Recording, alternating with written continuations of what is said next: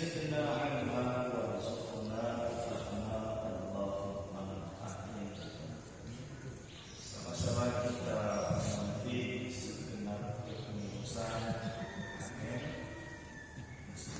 dan sama-sama kita mendengarkan Imam Khatib Qadar serta para orang tua kita sesepuh masyarakat, Bapak Ibu yang hadir dalam kesempatan ini, insyaallah senantiasa mendapatkan limpahan rahmat dan berkah darinya. Amin ya rabbal alamin. Kita awali majelis ini dengan bersyukur kepada Allah. Alhamdulillah rabbil alamin. Kita masih diberikan oleh Allah nikmat umur, nikmat sehat, nikmat sempat, iman Islam, dan nikmat yang sudah diberikan oleh Allah kepada kita saat ini adalah nikmat dapat beramal, dapat beribadah. Di samping kita melaksanakan kewajiban pokok kita, sholat subuh secara berjamaah, lalu kita diberikan juga nikmat ibadah tambahan, hadir dalam majelis ilmu yang setiap subuh minggu. Alhamdulillah, setelah 1 tahun kita tidak bertemu. Jadi jangan merasa sekarang 2023 lah berubah. Jadi 2024 sebagai refleksi awal tahun dan sekurang ini kajian subuh minggu pertama di tahun 2024. Nah, Bapak Ibu jamaah yang dimuliakan Allah Subhanahu wa taala, maka dari itu mengawali tahun 2024 ini mari sedikit kita melihat kembali tentang fenomena waktu. Salah satu yang hampir diketahui, dirasakan oleh banyak orang berkaitan dengan fenomena waktu adalah waktu terasa cepat. Banyak dalil yang membuktikan, yang menunjukkan orang-orang sebenarnya mengetahui, merasa waktu ini cepat. Dalilnya adalah kalimat-kalimat yang sering diperdengarkan antara sesama kita. Kemarin Jumat akan menandakan bahwa orang merasa waktu cepat.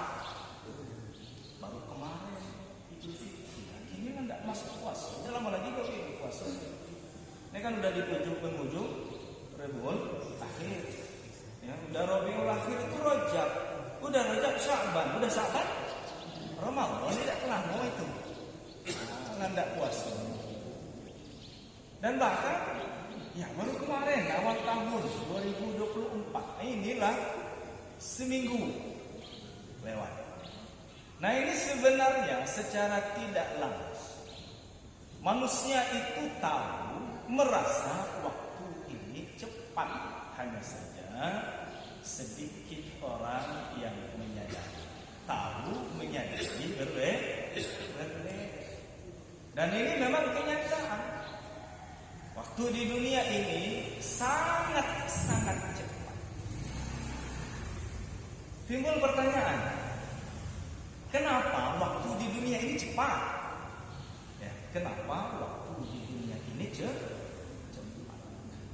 Nah, Bapak Ibu, untuk menjawab pertanyaan ini sebenarnya sudah cukup mewakili dengan 2 jawaban sebagai penyebab kenapa ketika kita hidup di dunia, apalagi saat ini, merasa waktu sangat cepat berlalu.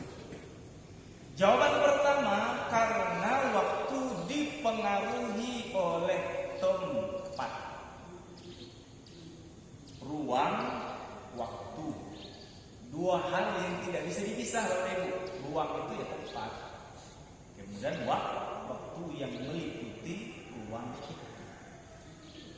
Jadi alasan pertama waktu terasa cepat atau memang hakikatnya cepat itu karena dipengaruhi oleh tempat di mana waktu sekarang berada. Nah, Bapak Ibu jamaah yang dimuliakan Allah Subhanahu wa taala, waktu yang kita jalani saat ini tempatnya ada di alam apa namanya? Kita sebut dengan alam dunia. Jadi alam dunia ini setelah sebelumnya melewati alam azali. Alam azali itu alam yang sebenarnya secara tertulis, secara takdir sudah ada, tetapi belum wujud. Nah, secara takdirnya bumi sudah ada, laut sudah ada, tanaman pepohonan sudah ada, hewan daratan lautan sudah ada, tapi belum wujud. Cuma sudah tertulis. Nah, ini disebut dengan alam azali. Karena jangankan kita, ya, bumi tempat kita berada ini dulunya kan tidak ada. Nah, kalau kita kan jelas, sebelum ada kan tidak ada kita. Saya sebelum tahun 85, jangan jauh-jauh, 1984 saya belum ada. Ya, saya belum ada. Tetapi setelah Juni 1885 saya baru ada. Ya, Bapak Ibu kan model itu juga itu. Ya, ada yang tidak adanya itu sebelum tahun 70. Ada yang sebelum kemerdekaan kehadirannya. Bapak Ibu di sini, sepertinya ada yang hadir di dunia ini sebelum 1445. Ada itu. Misalkan 1943 lahir di muka bumi ini. Nah, tetap saja itu taruhlah paling tua jamaah kita di sini, tetap saja sebelumnya tidak ada. Termasuk bumi tempat kita, alam semesta semuanya tidak ada. Tetapi ketika bumi belum ada, matahari belum ada, bulan belum ada, manusia, hewan, tumbuhan belum ada, secara tertulis sudah ada. Nah, ini kan bisa kita rujuk di dalam surat Al-Hadid ayat 20 itu kan. Ma asaba min musibatin fil ardi wala fi anfusikum illa fi kitabin min qabli an nabra'aha inna dzalika 'ala Allahi yasir. Tidaklah suatu peristiwa yang terjadi di bumi, apapun bentuk peristiwanya, mulai dari peristiwa yang terkecil sampai dengan peristiwa yang terbesar, sampai daun pohon jatuh, gunung meletus, banjir, tsunami, tanah longsor. Tidak pula peristiwa yang terjadi itu fi anfusikum, di dalam diri kita masing-masing, illa fi kitab, kecuali semuanya sudah tercatat, sudah tertulis di dalam kitab Lauhul Mahfuz min qabli an nabra'aha, sebelum semua kami ciptakan. Inna dzalika 'ala Allahi yasir, mudah saja bagi Allah.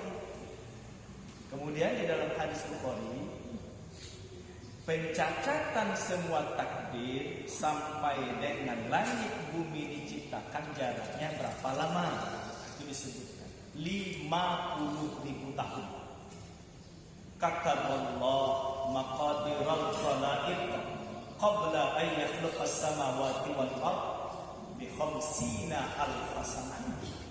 Allah telah mencatat takdir semua makhluk itu. Semua makhluk itu berarti semua yang akan diciptakan termasuk kita. 50.000 tahun sebelum langit dan bumi diciptakan. Nah, artinya 50.000 tahun sebelum ada langit dan bumi kita sudah ada, tetapi berada di alam azali.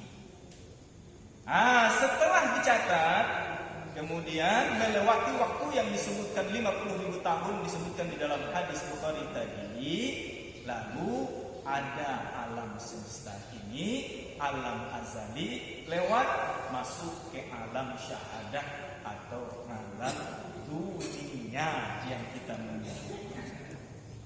Di alam dunia.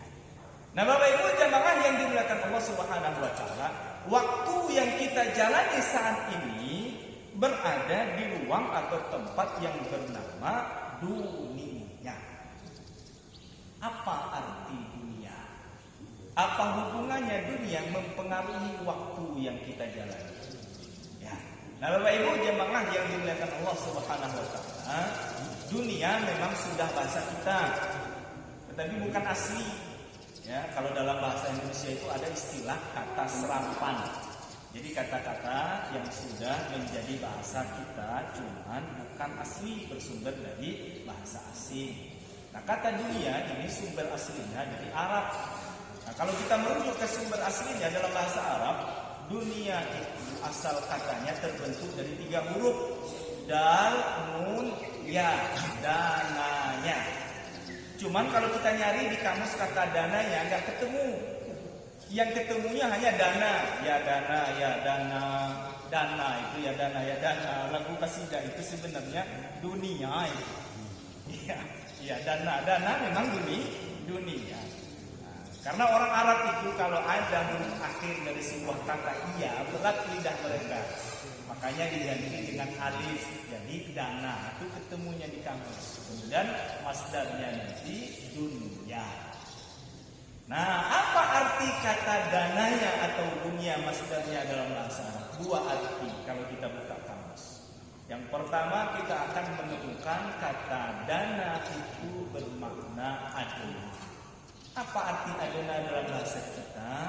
Sesuatu yang rendah, sesuatu yang hina. Itu arti pertama kata dunia. Yang kedua kita akan menemukan kata kurbatun. Apa arti kurbatun dalam bahasa kita? Dekat. Jadi dunia itu punya arti dekat. Nah, Bapak Ibu, dari 2 arti ini sebenarnya kita dapat memahami hakikat sebenarnya dunia. Pertama, hina atau rendah. Yang kedua, sesuatu yang dekat. Ini hakikat. Nah, Bapak Ibu jamaah yang dimuliakan Allah Subhanahu wa taala, apa iya dunia itu rendah? Apa iya dunia itu sesuatu yang hina? Betul. Apalagi dunia dalam pandangan Allah. Dalam pandangan Allah, dunia kan termasuk kita berarti ya. Ya, dunia ini di mata Allah tidak lebih berharga dari selembar sayap lalat. Bapak Ibu, ada harga 1 lembar sayap lalat. Jangankan 1 lembar, Pak Ustaz. 1 karung sayap lalat saja dikumpul, lalu buka lapak di pasar Panorama, jualan Bapak Ibu sampai kiamat. Saya rasa sudah ada orang yang beli. Ngapa ada yang membeli? Tidak ada harganya. Nah, Nabi itu mengumpamakan dunia dalam pandangan Allah. Lau kanatid dunya ta'dilu indallahi janaha ba'udah. Andai dunia itu di sisi Allah sebanding harganya dengan selembar sayap lalat, ma saqa minha kafir walau syurbatan ma'in. Niscaya Allah tidak akan memberi minum orang yang kafir dari dunia itu walau seteguk air. Nah, apa pemahaman hadis ini? Kalau di mata Allah dunia dan seisinya ini seharga dengan selembar sayap lalat, orang-orang yang tidak beriman akan tidak bisa bertahan. Kenapa? Jangankan makan seteguk air saja tidak dikasih oleh Allah. Tapi kenyataannya apa Bapak Ibu? Beriman, tidak beriman, orang itu bisa hidup, bisa makan dari dunia, bisa minum dari dunia. Maknanya apa? Di mata Allah dunia tidak berharga. Ya makanlah, minumlah, tidak ada artinya. Kalau berarti di sisi Allah Kalau berharga di sisi Allah dunia ini, orang-orang yang tidak beriman kepadanya tidak bisa hidup, tidak bisa makan walaupun seteguk air. Berarti benar, dunia di mata Allah tidak ada harganya. Bapak Ibu, ini pandangan hakikat, jangan salah paham. Kalau begitu wajar orang Islam itu banyak yang miskin-miskin karena memandang dunia itu rendah, hina, akhirnya mereka tidak tertarik. Nah, ini pandangan hakikat. Jadi dalam Islam itu ada pandangan syariat, ada pandangan hakikat. Secara hakikat dunianya begitu, tetapi secara syariat Islam tidak melarang ya kita ini untuk mendapatkan dunia dan kalau bisa sebanyak-banyaknya. Kalau bisa sebanyak-banyaknya. Walaupun kenyataan Bapak Ibu sekarang dunia ini memang dikuasai oleh orang-orang yang tidak beriman kepada Allah. Ya, tidak usah dunia luar, dunia Indonesia saja. 10 orang terkaya itu Pak Haji, apa agamanya mayoritas? Nah, kan bukan Islam, non-Muslim itu. Ya, 10 orang terkaya di Indonesia. Apalagi dunia secara keseluruhan. Semuanya dikuasai oleh orang-orang yang tidak beragama Islam. Kan sempat kita beberapa bulan yang lalu keluar fatwa MUI berkaitan dengan haram membeli produk-produk yang mendukung agresi militer Israel terhadap Palestina. Jadi perlu kita pahami fatwa ini yang diharamkan membelinya. Kalau barang-barang yang sudah ada label halalnya tidak berubah. Membelinya saja, praktek membelinya saja yang haram. Lalu beredar video ada seseorang pemilik warung atau minimarket, ya, karena ingin mendukung Palestina, akhirnya produk-produk yang berafiliasi dengan Israel diturunkan. Setelah diturunkan, barang jualan itu ternyata banyak, termasuk odolan. Ya. Akhirnya setengah warung itu isinya produk Israel segala. Iya, produk Israel segala. Artinya apa? Dunia kita dikuasai oleh orang yang tidak beragama Islam. Nah, jadi jangan keliru nanti memandang ya pemahaman dunia yang saya sampaikan tadi secara bahasa ini dilihat dari pandangan hakikat.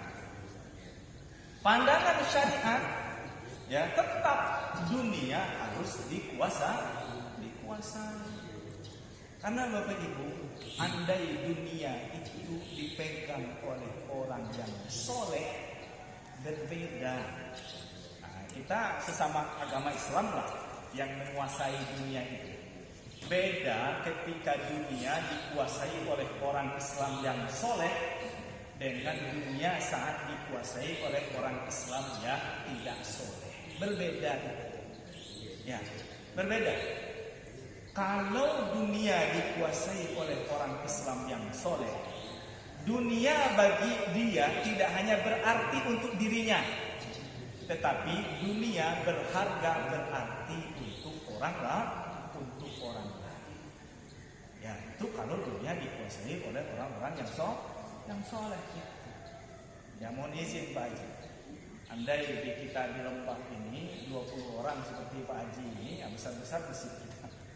Ya, besar-besar semua setiap daerah masjid kita ini. Nah, itu kalau dalam pandangan syariat. Orang Islam harus menguasai dunia. Karena kalau dunia bukan di tangan orang yang soleh, apalagi bukan di tangan orang-orang yang tidak beriman kepada Allah, justru dunia yang dikuasainya itu digunakan untuk membuat kerusakan. Bukan mendatangkan maslahat bagi dirinya, apalagi maslahat untuk orang lain. Tetapi kalau dunia di tangan orang-orang yang beriman soleh, dunia itu maslahat untuk dirinya, maslahat juga untuk orang lain, maslahat juga untuk agama dan umat Islam. Nah, ini terkait dengan pemahaman kita arti dunia secara bahasa. Tetapi secara hakikat dunia itu sesuatu yang hina. Makanya bagi orang-orang yang beriman, yang soleh, dunia hanya digenggam tangan, tidak sampai masuk ke dalam hati. Karena kalau dunia sudah masuk ke dalam hati, susah keluar. Ya, kalau sudah masuk dalam hati, iuran 2.000 payah nian. Ngapa? Dalam hati. Karena kalau sudah masuk dalam hati 2.000 ya 2 kali parkir pasar lumayan. Jadi banyak pertimbangan. Tapi kalau dunia itu hanya di genggaman tangan, mudah saja keluar. Saya ini beli itu, ini beli. Nah, itu kalau dunia ada di tangan orang-orang Tetapi sekali lagi tidak mudah. Ya, ketika dunia itu berada ya pada seseorang, cobaannya berat. Bapak Ibu, dalam hidup ini kan kita dua saja, senang atau susah. Dua-duanya ketika seseorang di dunia ini mendapati takdirnya, jalan hidupnya dengan jalan yang tenang, dunia dimudahkan, senang hidupnya, kalau dia bersyukur, bahagia. Atau kebalikannya, takdirnya jalan hidupnya susah, dunia baginya agak sulit, kalau dia sabar, bahagia juga dia. Nah Bapak Ibu jamaah yang dimuliakan Allah, dua-duanya ujian dari Allah. Apakah dia masih ingat kepada Allah saat senang, tetap ingat kepada Allah saat susah? Pertanyaannya, mana yang lebih mudah? Nah ini kan kalau senang bersyukur, kalau susah sabar. Nah pertanyaannya, mana yang lebih susah bersyukur daripada sabar? Kira-kira susah sabar atau susah bersyukur Bapak Ibu? Kalau zohirnya susah bersyukur. Contoh, tenda berdiri di rumah si A, besok nerimo menantu atau akikah cucu. Datang kita bertamu. Selamat ya sudah bermenantu, selamat sudah akikah cucu. Mudah dia memuji Allah dengan melafazkan alhamdulillah. Alhamdulillah, alhamdulillah.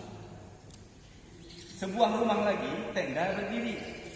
Tapi malam kedua, malam ketiga, takziah ada keluarga yang meninggal. Datang gitu, ya, apa namanya, takziah dan segala macam.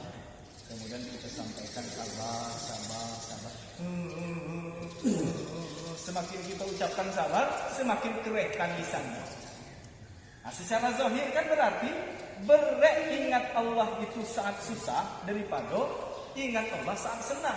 Saat senang tadi mudah dia mengucapkan alhamdulillah, alhamdulillah. Ia senang dengan menantu, ia senang akikah cucu. Tapi disuruh ingat kepada Allah saat susah, saat dipuji, keluarga yang ditinggalkan, berat nampaknya. Ini zahirnya saja. Ya. Mengingat Allah saat senang lebih mudah daripada mengingat Allah saat dipuji atau saat susah. Tapi hakikatnya jauh lebih berat ingat Allah di saat senang daripada ingat Allah di saat susah. Apa dalilnya? Bapak Ibu mungkin ada yang pernah naik pesawat. Ya, naik pesawat. Kalau pesawat dari Bengkulu ke Jakarta tenang, tidak ada ya kejadian-kejadian. Sedikit orang yang ingat Allah. Ya, kadang-kadang doa naik kendaraan saja lupa karena jalan lancar, cuaca baik. Saat senang itu kan sedikit orang yang ingat Allah. Tapi kalau kejadiannya cuaca buruk, lah naik turun kepala pesawat itu, saya yakin mulai dari kursi depan sampai kursi belakang zikir galau. Ingat Allah segalanya. Dan ini hakikatnya, faktanya memang begitu. Saat orang berkelimpahan harta, saat orang menguasai dunia, saat orang mendapatkan jabatan, biasanya berat bagi dia untuk ingat kepada Allah. Sedikit orang saat senang, saat menguasai dunia, saat mendapatkan dunia, dia tetap soleh. Nah makanya orang-orang soleh itu sebenarnya dalam sisi dunia tetap harus menguasai ini. Tetapi setelah berusaha, setelah bekerja semampu kita, apa yang kita dapat tetap syukuri, karena sebenarnya dunia itu ya, di dalam hadis lain Nabi pernah mencelupkan jarinya ke lautan lalu diangkat, netes. Sahabat melihat tetesan air dari jari Nabi. Lalu kata Nabi, inilah perumpamaan dunia, hanya setetes air. Kalau kita dapat jangan sombong, kalau tidak kita memperolehnya jangan bersedih, karena dunia hanya setetes. Ini pandangan hati. Itu makna pertama dari kata dunia adalah sesuatu yang hina, sesuatu yang rendah. Tetapi ketika dunia ada di tangan orang yang soleh, dunia akan berarti baik bagi dirinya maupun bagi orang lain. Dua, dunia bermakna qurbatun, sesuatu yang dekat. Ini nanti yang mempengaruhi kenapa waktu cepat. Bapak Ibu, jarak mempengaruhi waktu tempuh. Kalau jarak yang kita tempuh itu jauh, pasti butuh waktu lama. Tapi kalau jarak yang kita tuju dekat, waktunya juga tidak lama, sebentar. Saya ke tiang ini, jarak tiang dengan saya dekat. Butuh waktu lama untuk sampai kepada tiang? Tidak, karena jaraknya dekat.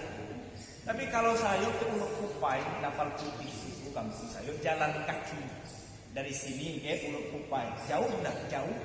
Lama enggak berminggu-minggu kalau jalan kaki. Ngapo lama waktunya? Jauh. Tapi ke tiang situ ngapo cepat waktunya? Dekat. Dunia jadi apa artinya? Qurbatun, sesuatu yang dekat. Sesuatu yang dekat tidak menghabiskan waktu yang lama. Itu hubungannya pengaruh tempat terhadap waktu yang kita rasakan. Kenapa cepat? Karena waktunya ada di alam dunia itu sendiri sesuatu yang dekat. Bahkan kalau dibandingkan nanti di alam yang lain, alam akhirat, ya, alam akhirat kan jauh itu. Satu hari sebanding dengan 1000 tahun di dunia. Tidak ada apa-apa nanti dibanding dengan akhirat.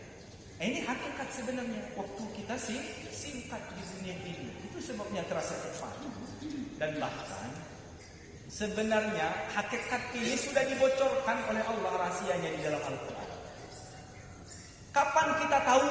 Nanti ketika sudah lewat kita dari dunia ini, dunia sudah berakhir. Contoh di dalam surat An-Nazi'at ayat 46. Ka'annahum yawma yarawnaha lam yalbasu illa asyiyatan aw duhaha.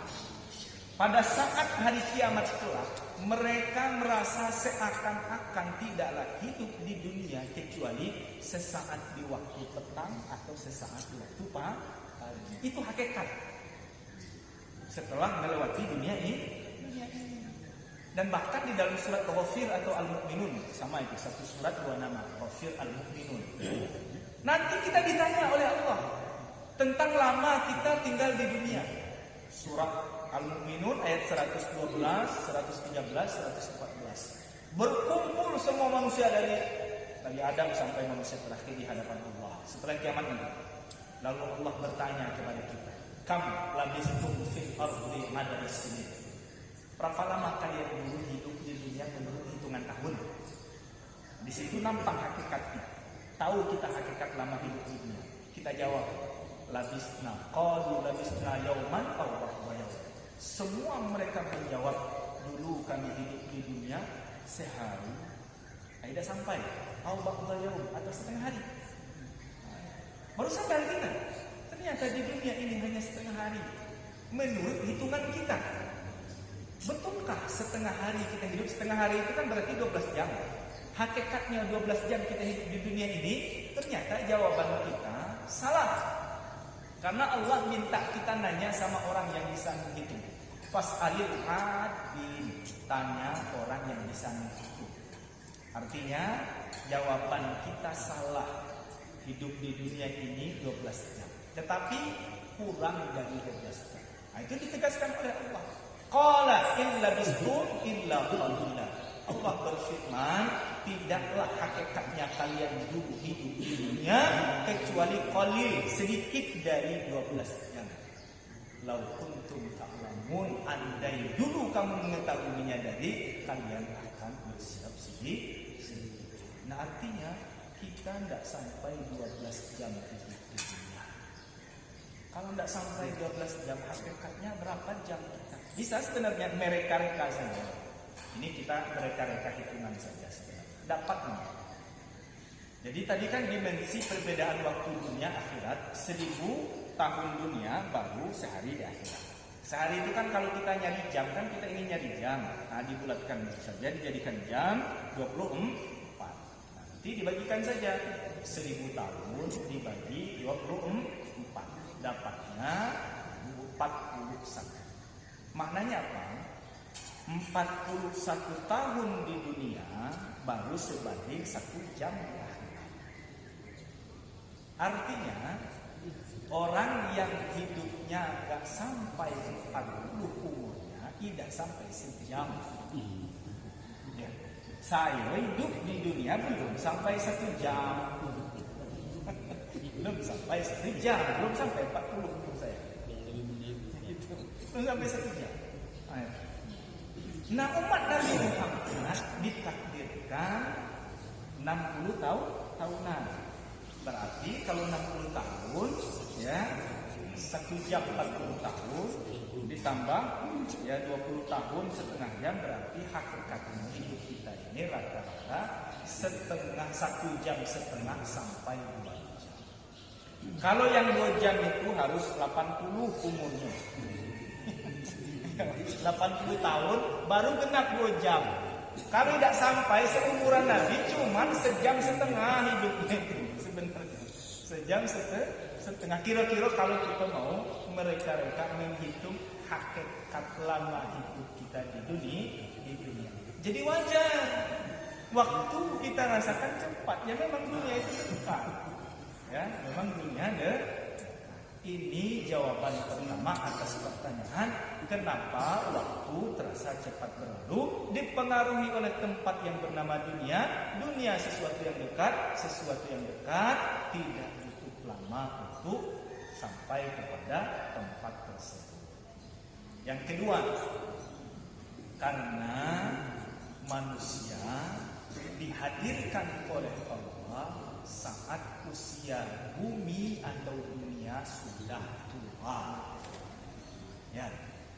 Jadi Bapak Ibu, bumi ini kan diciptakan oleh Allah sudah jauh sebelum-sebelumnya. Bahkan ada para sejarawan mengatakan jarak antara bumi diciptakan dengan datangnya manusia atau diciptakannya manusia di muka bumi itu sekitar 4 miliar tahun. 4 miliar tahun. Dan ini sesuai dengan hadis tadi. Ya. Jarak bumi diciptakan, baru nanti manusia datang di bumi ini 4 miliar tahun, sesuai dengan hadis tadi. Hadis sahih riwayat Muslim. Nabi mengumpamakan umur bumi saat manusia datang itu ibarat bumi ini sebuah mangkok yang berisi air, kata Nabi. Lalu air yang di dalam teko atau mangkok itu, ya, air dalam teko dituang. Kan hadis ditegakkan kembali. Contoh begini, gelas. Ada air penuh ini, dibuang. Lalu ditegakkan. Kita lihat dasar gelas itu. Masih ada air kan sisanya? Nah, air yang tersisa itulah usia bumi saat manusia itu datang. Terus yang air penuh tadi sudah lewat karena 4 miliar tahun. Dan ini relevan juga dengan memanglah dunia ini, bumi ini diciptakan oleh Allah, disiapkan untuk tempat manusia. Pak Haji, saya kebetulan subuh minggu keempat itu sudah tahun ketiga sekarang, jauh di Perumnas Unit Falahul Azhar. Nah, di itu kan banyak dosen-dosen unit. Kebetulan saya diminta ngisi kajian hadis. Itu kan banyak dosen-dosen, ada dosen IPA, ada dosen biologi, ada dosen kimia. Saya dapat pelajaran di situ ketika diskusi menjelaskan tentang hadis ini, bahwa manusia dihadirkan ke bumi saat setelah miliaran tahun bumi ini ada, bukti betul bumi ini diciptakan untuk manusia. Kenapa butuh waktu lama? Untuk persiapan supaya bumi ini matang. Setelah bumi matang, siap menerima manusia, barulah manusia itu dihadirkan. Logikanya seperti apa, Bapak Ibu? Dunia ketika diciptakan, bumi ini kan hewan-hewan ada, ya, pepohonan hadir, kan punya umur itu. Hewan punya umur, pohon punya umur, namanya makhluk, tidak ada yang kekal. Nah, pohon-pohon itu kan mati, hancur, masuk ke dalam bumi. Hewan-hewan mati, hancur, masuk ke dalam bumi. Dengan waktu miliaran tahun, nanti yang hewan-hewan nanti berproses, jadilah dia minyak bumi, jadilah dia gas, jadilah dia batu bara, jadilah dia emas, jadilah dia timah. Kan berproses dulu, butuh waktu lama. Nah, setelah jadi barang itu, baru manusia dihadirkan. Itu pun yang menikmatinya kan manusia-manusia kini, manusia-manusia modern. Kalau manusia-manusia kuno belum menikmati hasil itu. Dulu Arab itu paling miskin, sekarang ya, paling kaya. Gara-gara apa itu? Minyak. Kenapa minyaklah jadi? Karena proses waktu yang lama. Nah, secara sains ya memang betul. Ini kenapa manusia hadir saat bumi masih dalam keadaan tua, memang bumi disiapkan untuk manusia. Nah, Bapak Ibu, terakhir, apa hubungannya dengan waktu yang cepat? Karakter waktu di penghujung usia bumi atau usia dunia itu makin terasa cepat berlalu. Bahkan Nabi menjadikannya salah satu dari tanda kiamat. Tidak akan datang kiamat, kata Nabi, hatta yataqarrabaz zaman, sampai waktu terasa cepat berlalu. Bahkan di dalam hadis yang lain itu dikabarkan oleh Nabi, nanti tiba masanya as-sanatu kasyahri. Waktu 1 tahun akan terasa seperti 1 bulan. Asyahru kal usbu. Waktu yang 1 bulan seperti 1 minggu. Al usbu atau al jum'atu kal yaum. Yang 1 minggu seperti 1 hari. Al yaum kas-sa'a. 1 hari seperti satu jam. Semakin cepat. Memang saat ini Bapak Ibu, kita belum merasakan setahun itu seperti 1 bulan. Tetapi Pak Haji, saat ini saya merasa setahun tidak sampai 12 bulan Rasulullah. Beda zaman dulu. Kalau saya masih kecil-kecil dulu, nunggu setahun, nunggu lebaran ke lebaran itu lamonian, apalagi ada yang ditunggu. Zaman dulu saya kecil, kali tidak lebaran yang Fitri, tidak pakai baju baru. Jadi lamonian. Sekarang setahun itu rasa-rasa tidak sampai 12 bulan. Ini penyebab kenapa semakin hari waktu semakin cepat, karena dunia sudah tua. Nah, pesannya bahwa waktu itu cepat. Kalau kita lengah, ketinggalan gitu. Kalau ketinggalan, rugilah kita. Demi masa sesungguh manusia itu berada dalam kerugian, kecuali beriman dan beramal soleh. Mudah-mudahan sepanjang tahun 2024 ini Allah takdirkan kebaikan-kebaikan untuk kita semua, badan sehat, panjang umur, kemudian kuantitas ibadah kita selama tahun ini semakin meningkat hendaknya. Amin. Terima kasih atas perhatian Ibu. Mohon maaf masalah khilaf. Wassalamualaikum warahmatullahi wabarakatuh.